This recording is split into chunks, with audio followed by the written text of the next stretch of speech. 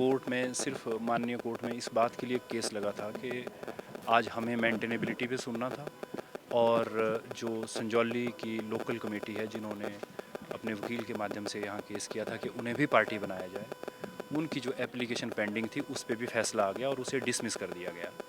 उनका कहा कि इनका कोई लोकस नहीं है यहाँ आने का, और उसको हमने भी चैलेंज किया था कि उनका कोई लोकस नहीं है, उसको डिसमिस कर दिया माननीय अदालत ने। सर, स्थानीय जो वकील पेश हुए थे स्थानीय पार्टी की तरफ से, जो कह रहे थे कि पार्टी बनना है, वो एक बात कह रहे कि वक्फ बोर्ड ने मंजूरी दी थी 3 फ्लोर्स को हटाने की, लेकिन आप लोग अंदर कह रहे थे कि इस तरह की कोई मंजूरी नहीं है। इस बारे में थोड़ी स्पष्टता करें। इसमें ये है कि जब मंजूरी दी गई थी वो कंस्ट्रक्शन की दी गई है और उसमें भी कुछ एक कंडीशंस हैं।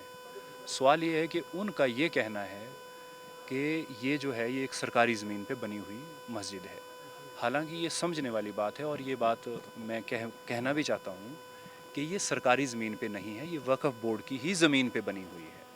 अब इस बात का फ़ैसला जो है वो माननीय अदालत के पास हमने इस बात के लिए चैलेंज किया है कि जो मंजूरी दी गई है कंस्ट्रक्शन की और उसको डिमोलिश करने की, क्या वो उस आदमी को दी गई है, उस शख्स को दी गई है जो कि मस्जिद कमेटी का कोई मेंबर है या कोई प्रेसिडेंट है या कोई सेक्रेटरी है, तो उस आदमी को ना देकर बल्कि किसी और को दी गई है।